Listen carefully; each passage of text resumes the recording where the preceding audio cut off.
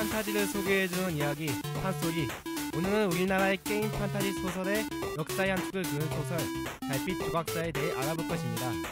재미나게 들어주세요. 먼저 달빛 조각사가 무엇일까요? 남희성 작가님의 2007년도에 내놓은 게임 판타지 소설입니다. 이 소설은 전작인 하야마, 태양왕에 비해 큰 인기를 끌게 됩니다. 과연 이 소설이 전작과 달리 어떠한 매력이 있는지 알아볼까요? 보통 소설들은 스토리 위주의 전개나 무거운 분위기로 이어가는 소설들이 대다수였습니다. 하지만 이 소설은 다른 소설 작품에 비해 가볍고 간간히 등장하는 개그 포인트들이 소설을 가볍게 읽을 수 있도록 독자들을 유도합니다.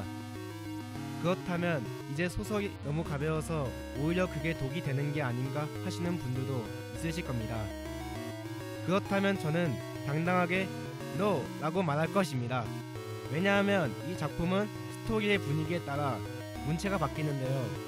어둡고 암울한 분위기일 때는 무겁고 진중하게, 로맨틱한 분위기일 때는 달콤하게 함으로써 독자들이 작품 속에 녹아들도록 유도합니다. 그렇다면 이제 궁금해 하시는 분들도 계실 겁니다. 이 소설이 어떤 스토리를 지녔기에 독자들의 폭발적인 호응을 이끌어낸 것일까요? 한번 알아볼까요? 달빛 조각사의 주인공 이연. 그는 어린 여동생과 병든 할머니와 함께 사는 가난한 집안의 가장이었습니다.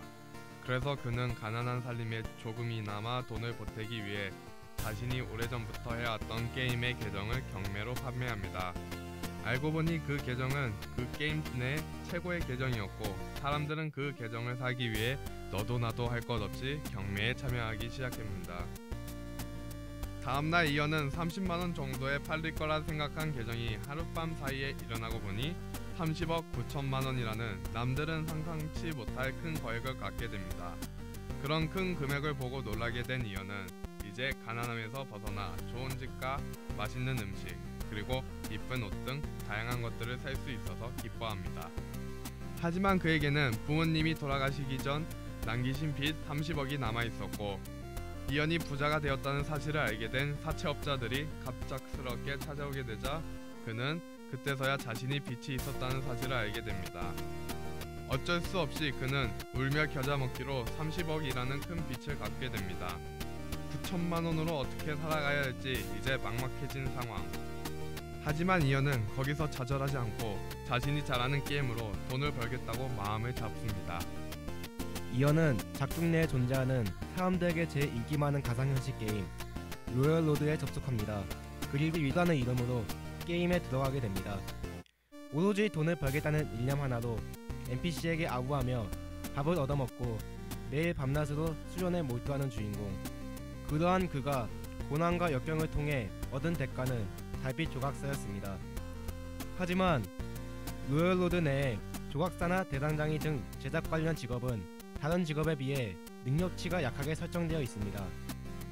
자신이 약한 직업을 얻었다고 생각한 주인공은 그 자리에서 좌절하게 됩니다. 주인공은 좌절했지만 우리의 주인공은 오히려 남들이 얻지 못한 직업이니 새로운 기회라 생각하고 금세 일어났습니다. 그리고 그는 달빛 조각사로서 떼돈을 벌기 위한 그만의 대전쟁이 펼쳐지게 됩니다. 그중 제가 가장 인상 깊었던 에피소드를 말하자면 이연은 한 교단에서 북부 드라큘라 성에 있는 자신의 보물을 가져와 달라는 의뢰를 받게 됩니다. 의뢰를 받게 된 주인공은 북부에 있는 마을에 가게 되는데요. 하지만 그 마을은 드라큘라에게 습격당해 거의 폐허가 된 마을이었습니다. 마을 사람들은 주인공을 보고 드라큘라에게 끌려간 자신의 마을 사람들을 구해달라고 하게 됩니다. 어차피 교단의 보물을 얻기 위해서는 걸어야 하는 길, 주인공은 의뢰를 받게 됩니다. 그 속에서 주인공은 함정에 빠지기도 하고 수많은 강적들을 만나며 힘겨운 전투를 했지만 수많은 역경을 헤쳐 사람들을 구하고 드라큘라의 왕을 쓰러뜨려 교단의 보물을 찾습니다. 이처럼 하나하나의 재미난 스토리가 모여서 만들어진 전개를 보는 독자들은 달빛 조각사의 매력에 빠져들게 됩니다. 하지만 이 소설에도 아쉬운 점이 있습니다. 그것은 작가님의 무리한 전개와 질질 끄는 스토리였는데요. 40권 이후 달빛 조각사의 스토리는 막바지에 도달하게 됩니다. 하지만 작가님은 그 소설을 끝내지 않고 오히려 질질 끌게 되면서 독자들의 기대를 저버리게 됩니다. 실망하게 되는 독자들, 그리고 내용이 루즈해지기 시작한 그의 소설. 결국 지칠 대로 지친 수많은 독자들은 달빛 조각사라는 소설을 멀리하기 시작합니다. 비록 지금은 그때의 정성기에 비해 영향력이 떨어진 소설일지라도 한 시대의 독자에게 큰 인기를 끈 소설 달빛 조각사. 가벼운 마음으로 판타지 소설에 입문해보고 싶다면 한 번쯤 읽어보는 게 어떨까요? 지금까지 판타지의 세계를 알려주는 이야기 판소리의 권민기와 임창민. 다음 시간에 더 재미난 소설들을 소개해드리겠습니다. 감사합니다.